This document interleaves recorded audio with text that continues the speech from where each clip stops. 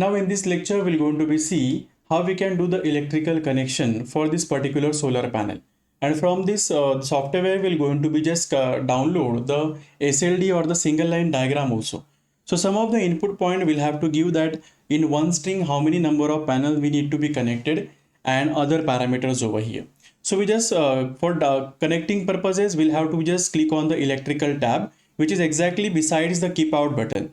So in the electrical tab, we'll have to be give the inverter naming also, that which inverter we have to be choose.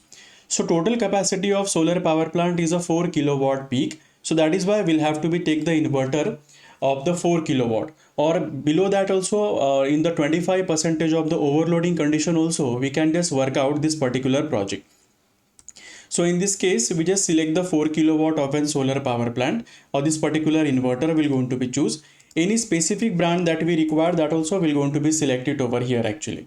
So let's say this particular Varis inverter we want to select. So any 4 kilowatt inverter will be there. This will going to be selected over here.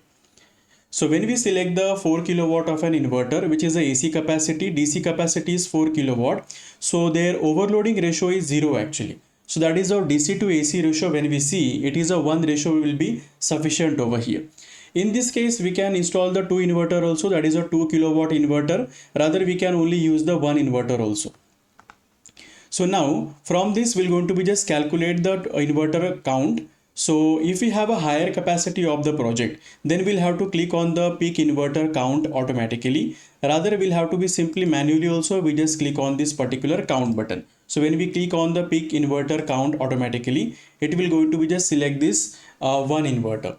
So once we have done it, thereafter in the particular DC side actually, on this particular DC side, once we have done this inverter, we'll have to give the combiner box also. How we're going to be just connect this solar panel and how much number of a panel we can connect into the one string into the series combination.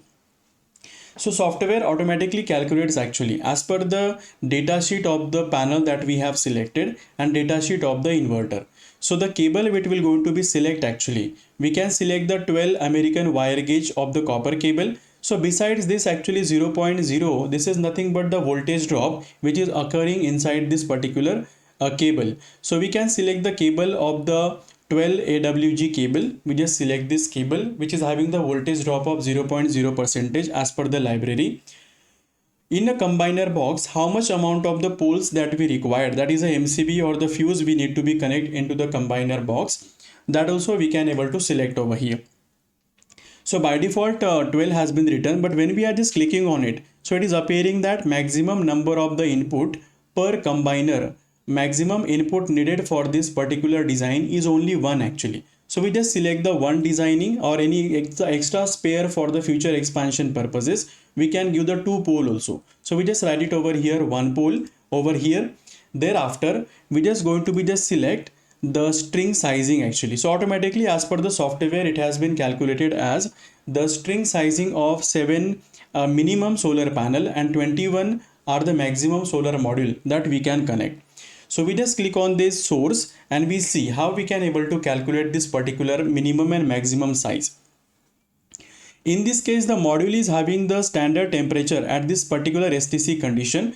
Maximum power point voltage is 35 volt and open circuit voltage is 43 volt over here. Thereafter, the inverter voltage, when we see minimum acceptability range of the inverter is 200 volt and maximum voltage can be acceptable per NPPT, it is a 800 volt and max to max voltage handled by the inverter is 1000 volt over here. So therefore, software calculates this automatically that within this maximum, this minimum particular voltages beyond that 200 and minimum of the 1000, whatever the capability will be there or the permutation and combinations could be available, that has to be calculated over here. So when we see the 7 number of a panel, we are getting the voltage of 230.2 volt.